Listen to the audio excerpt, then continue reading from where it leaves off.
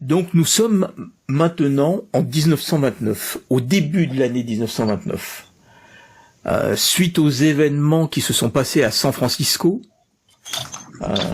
il y a un nouvel arrivant, qui est Sean Marlowe, le détective de la baie de San Francisco, qui, après son traumatisme, on va dire, lié à la mer et aux étendues d'eau, ne se sent plus vraiment en capacité de rester seul à San Francisco, et donc il a décidé de migrer. Oui, c'était effectivement auprès de la mer, mais tu te dis que sur la côte est ça doit être plus tranquille, et puis bon, tu es surtout entouré des gens de la Fondation Croft, et ça te rassure un petit peu. Rester tout seul à San Francisco après ce que tu avais vécu, tu t'en sentais pas vraiment capable. Donc, tu as un petit peu, ils ont fait jouer leur relation, et donc tu as intégré l'agence de Wallace Goodman à Boston. Et donc, en ce début d'année 1929, vous êtes tous à Boston. Le Dr Young vous a fait passer des petites séances de psychanalyse pour essayer de réparer vos traumatismes. Donc, ce fut extrêmement pénible. Voilà. Vous pouvez récupérer 8 points de santé mentale. Ouh.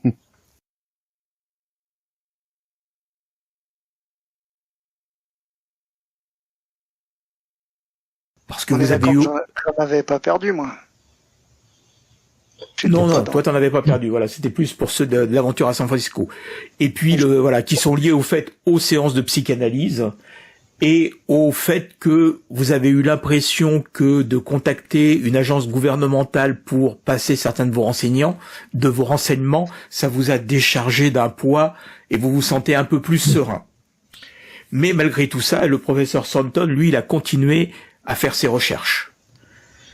Et plus il progresse dans ses recherches, plus il est inquiet. Voilà. Et donc je repère 8 points de santé mentale.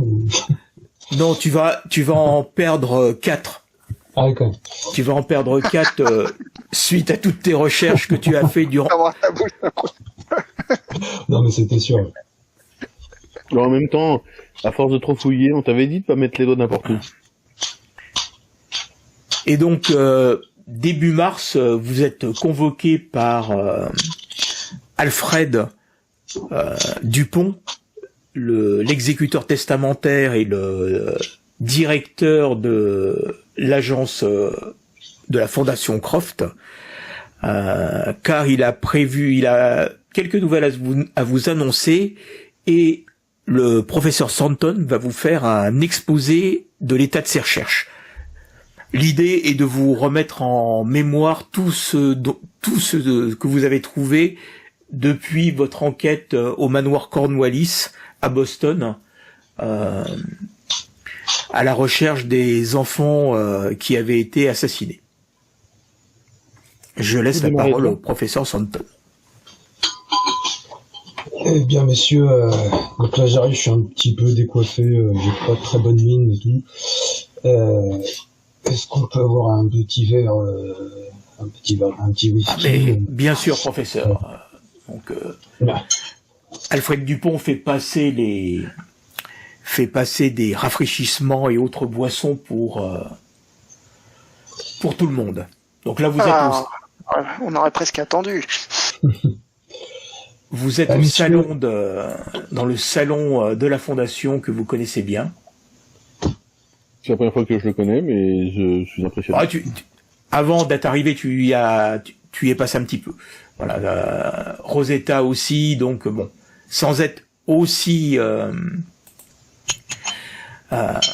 aussi habitué que les autres, bon, Je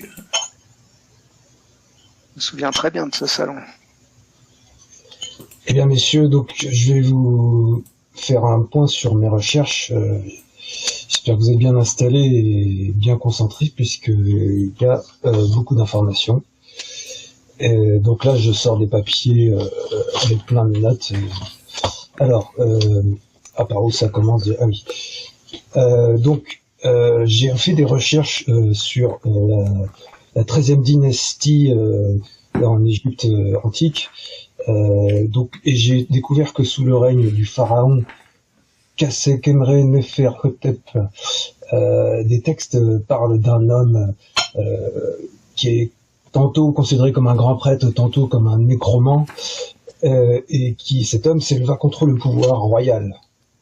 Et cet homme, c'est Nofruka, dont nous avons déjà entendu parler.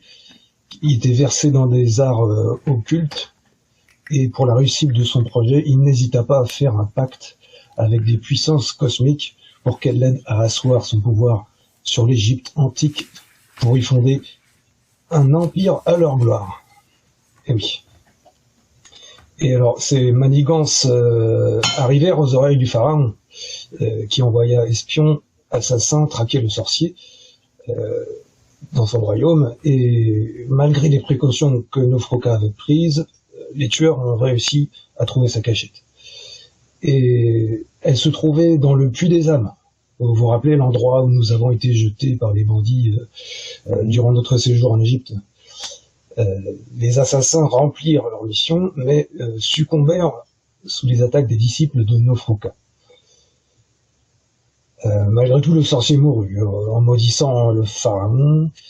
Qu'est-ce que j'ai noté? Ses descendants, voilà, ses descendants. Il maudissait le pharaon et ses descendants, voilà, c'est ça que je voulais dire. Et jura de se venger. Tous les agents du pharaon étant morts, il fallut plusieurs mois à ces derniers pour apprendre des nouvelles de la disparition de ses opposants. Entre-temps, les disciples survivants avaient réussi à enterrer secrètement dans un tombeau sommaire. Et c'est la tombe que nous avons découverte, vous vous rappelez, avec l'équipe du docteur Galloway. Lorsque nous étions en Égypte. Où? Quand nous étions en Égypte. Oui. Je sais pas, j'étais pas en Égypte. Ah oui. Je sais pas, pour ceux qui étaient là, je sais plus, avec tous ceux qui disparaissent. Dans le même temps, d'autres disciples mirent à l'abri la famille du sorcier, en allant chercher refuge dans une antique cité au centre du continent africain. Il s'agit de la cité de Garn, un complexe construit par d'anciens habitants de notre planète. Oui, c'est ce que j'ai trouvé. Et alors, sinon, au sujet de la confrérie de la Bête, dont nous avons entendu parler à San Francisco, l'origine de cette organisation se trouve deux hommes dont nous avons malheureusement croisé le chemin. L'un d'entre eux est le baron Othman, un noble chevalier germanique né au XIe siècle. Très mystique, il participa à la première croisade, puis s'installa en Terre Sainte, où il étudia des textes anciens. C'est à Damas qu'il rencontra Lang Fu, l'autre personne que nous avons croisée à San Francisco, si je me rappelle bien. Un astronome chinois, lui aussi intéressé par les savoirs occultes. Lang Fu possédait un fragment du Al-Azif. Le Al-Azif, je rappelle, c'est l'ouvrage qui a été écrit par un poète arabe, Abdul al-Hazred, devenu fou pendant l'écriture de son œuvre, et qui mourut dans le désert dévoré par les djinns, selon les légendes. Le texte de ce fragment parlait de la malédiction de Nofruka, et de sa famille qui attendait de se venger dans la cité oubliée de Garn. Garn, je sais pas si ça se prononce bien. Grâce à la magie acquise par l'occultiste chinois, ils contactèrent l'esprit défunt du sorcier. Et ensemble, ils décidèrent de s'unir pour instaurer un puissant empire comme Nofruka voulait le faire avec l'Égypte, et ainsi accomplir la volonté du défunt nécromant. Par la suite, ils montèrent une expédition depuis l'Égypte, vers le cœur du continent africain, à la recherche de la cité mythique. Quand ils la trouvèrent, enfin, après plusieurs années, ils entrèrent en contact avec les descendants de Nofruka et parvinrent à les influencer grâce à leur sortilège. Le baron Hauptmann avait pris possession du corps du chef de la tribu pour les convaincre de les suivre. Ils remontèrent ensuite dans le nord de l'Afrique, les descendants du nécromant s'unissant avec les populations locales, propageant la lignée du prêtre dans les pays musulmans puis dans l'est de l'Europe. Par la suite, Lang Fu retourna en Chine pour étendre l'influence de leur organisation. Il était lié à ceux des profondeurs, et grâce à cette terrible alliance, la confrérie disposa de moyens supplémentaires. De son côté, le baron Hauptmann établit les quartiers généraux de la confrérie en Europe centrale et puis à l'ouest. Il commença à former un réseau d'agents issus des descendants pour l'aider à suivre les familles ayant du sang du prêtre. En effet, selon les calculs de l'astrologue chinois, régulièrement, quand les astres étaient correctement positionnés, un enfant naissait possédant les meilleures dispositions pour accepter le patrimoine de Nofruka et poursuivre son œuvre. Les agents ne sont pas au courant des vrais projets de la confrérie, mais ils sont grassement rémunérés grâce aux incessantes machinations du baron, assurant ainsi leur rentier du vent. En gros, on parle de réincarnation, quoi. Tout à fait. Pendant des siècles, Lang Fu a établi les assises de la confrérie, guidant ses intentions politiques et spirituelles. À l'origine, la confrérie avait le projet d'établir un royaume en Europe de l'Est, mais ces deux précédentes tentatives se sont soldées par des échecs. La première eut lieu au XVIIe siècle, mais les crises en Pologne et en Lituanie anéantirent l'opération. La deuxième eut lieu au début du XIXe siècle, mais l'enfant fut tué accidentellement par un être invoqué au cours de son éducation. Avec la venue du XXe siècle, les conditions du monde en pleine mutation ont apporté une modification dans les projets de la confrérie. Le trio infernal a maintenant le projet d'asservir et de dominer le monde entier. L'organisation lancera le projet à une date précise, connue comme le jour de la bête. Je travaille actuellement pour établir cette date plus précisément. Le projet consistera à lâcher différents groupes anarchistes indépendants financés et contrôlés par la confrérie au travers de la NWI pour renverser les gouvernements locaux. Parallèlement à cette action, les adeptes des temples de Ronpaku, pilotés secrètement par Lang Fu, lanceront des incantations et lançant à base d'agents bleus, libérant ainsi d'identiques créatures sur les grandes cités du monde. L'agent bleu que nous avons trouvé au Pérou et à San Francisco. Dans ce monde, oui. Tu veux dire qu'il y aura plein de grandes bestioles comme on a vu sortir de la mer? Moi, je vous raconte ce que j'ai trouvé. C'est ce qui tend à arriver, en effet. Et alors, dans ce cas mondial, Edgar Chandler, qui se pense balise terrestre de Nofruka et PDG charismatique de la NWI, prendra la parole pour unifier le monde sous son contrôle et celui de la confrérie. Le jour de la bête, le baron Hauptmann, Lang Fu et Chandler seront au Caire pour lancer un rituel pour ouvrir un portail et accueillir la puissance cosmique, avec laquelle le sorcier égyptien avait pactisé. Le pharaon noir, tel est son nom, descendra sur terre et anéantira les grandes cités du Caire à Ankara. C'est ce rituel qui lancera les opérations. J'ai jamais entendu parler d'un pharaon noir. La Vierge noire, oui, mais pas de pharaon. Bon, tous les pharaons étaient noirs. Avant, c'était des Nubiens, les pharaons. Pas tous. Dans Hollywood. Mais apparemment, il a la dénomination de pharaon noir, donc c'est qu'il doit bien avoir une signification. Oui, ça doit être au sens mauvais, je pense. C'est possible. Et donc, il y a quand même... si on... T'as fini, pardon? T'as fini? Non, j'ai encore quelques... Mais si vous avez des questions, déjà, vous pouvez... Est-ce que si on peut faire un petit résumé, est-ce qu'on peut considérer qu'il y a deux familles, une famille de gentils, une famille de méchants? Non. Une famille. C'est laquelle, la famille des gentils, là, j'ai plus sûr. Bah, le prêtre qui combattait Nefrua. Nofruka. Ah oui, mais alors lui c'était à l'époque de l'Égypte ancienne, donc il y a plus, cette famille-là n'existe plus. Ah, il n'a pas de suivi de... Non. Non, et Nofruka, c'est celui qui voulait destituer le pharaon. C'est lui qui a fait le pacte avec les puissances cosmiques.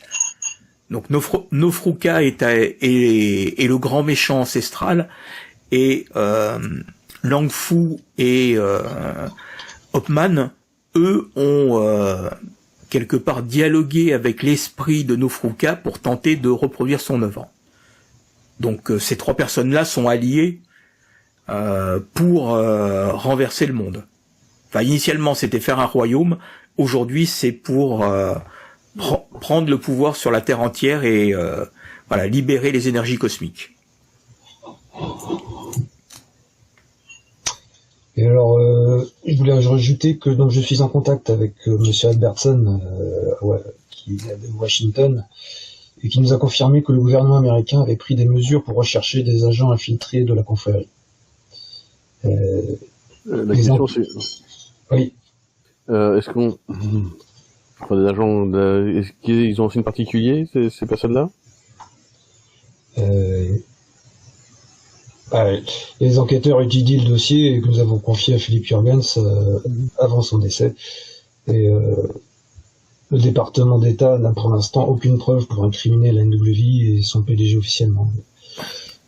Vous savez, c'est quand vous étiez retourné au centre de la NWI à Auckland et que un employé qui vous avait contacté vous avait fait rentrer, et par la suite vous étiez rendu compte qu'il avait été lobotomisé ou opéré pour devenir une sorte de marionnette entre les mains du docteur.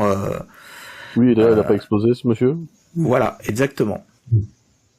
Alors, mais il avait réussi à vous remettre des documents, et c'est ces documents-là que vous avez remis à Washington. Alors, il m'a quand même ajouté qu'il craint que des agents ne soient très haut placés et interviennent pour bloquer l'enquête. Donc, ils mettent ces enquêtes prudemment. Et enfin, qu'est-ce que j'avais encore noté sur le jour de la bête? À ce jour, donc, je ne vois qu'une solution pour empêcher ce chaos, c'est de perturber le rituel qui se déroulera au Caire. Mais il me faut un peu plus de temps pour déterminer la date. Donc en fait, en gros, c'est au Caire qu'il faut qu'on aille, quoi. Alors moi, il faudra d'abord que je me rende à Arkham, à la bibliothèque de l'université de Miskatonic, pour consulter un livre important qui se trouve sous le contrôle du professeur Armitage. J'ai également étudié le rituel que nos amis ont réalisé dans la cabane Rose Corner, près d'Arkham, pour bannir l'entité avec la poudre de Nofruka. Il se peut que cette incantation puisse perturber le sortilège que lancera la confrérie, mais j'en suis pas certain. De plus, il faudrait se trouver à proximité et ce serait très exposé. Voilà. Je crois n'avoir rien oublié.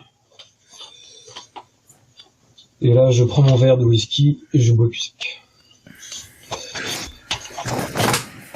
Et donc, Alfred Dupont, oui. Allez-y, monsieur Ashton. Moi, j'ai rien dit. Nine, c'était moi. Ah. Mais c'était uniquement parce que j'étais troublé par cet exposé. Oui, donc.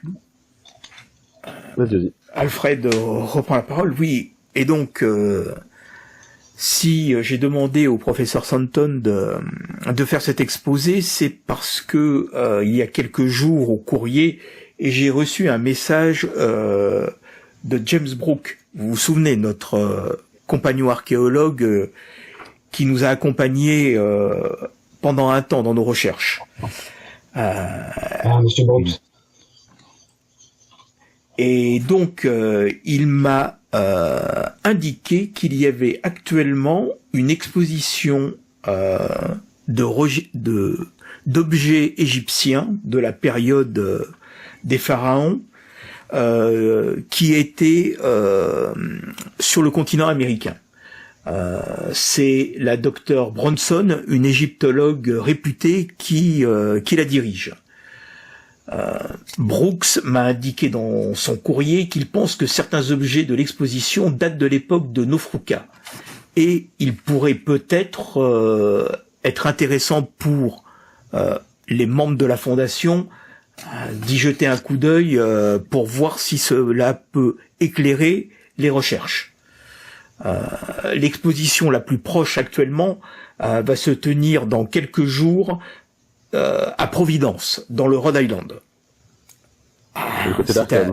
C'est à quelques heures de train, voilà, c'est... Non mais en plus c'est à côté d'Arkham, donc le professeur pourra aller voir son livre. Ah, c'est pas le Providence du Massachusetts, c'est le... Ah, là, c'est... d'accord. Voilà. Non, c'est un petit peu plus loin. Et donc, les pièces de cette collection sont liées à un certain Hypnotep.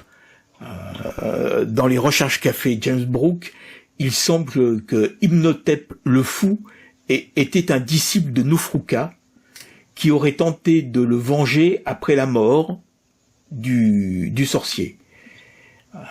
Donc il aurait fait plusieurs tentatives pour assassiner le pharaon. Mais ces tentatives ont tout échoué et c'est à la fin, c'est lui qui est tombé sous les coups des gardes du pharaon. Et après qu'il ait été tué, les grands prêtres du pharaon ont fait sur lui un rituel ignoble qui ont le but était de détruire son corps et de n'embaumer que les viscères de manière à ce qu'il soit châtié pour l'éternité, ne trouvant jamais le repos. Et donc dans l'exposition, il y aurait un vase canopé prétendument d'Hypnotep. Mais ça sera à vous de le vérifier. Donc, si vous êtes d'accord, donc là j'avais dit que nous étions début mars, l'exposition s'ouvrira le 16 mars à l'hôtel Milton à Providence. Donc si vous êtes d'accord, je vais réserver des chambres et je prendrai les billets de train de manière à ce que vous puissiez vous y rendre et voir si les objets ou le dialogue que vous aurez avec le docteur Bronson pourrait nous aider dans notre tentative de contrecarrer les affaires de la confrérie. Qu'en pensez-vous ?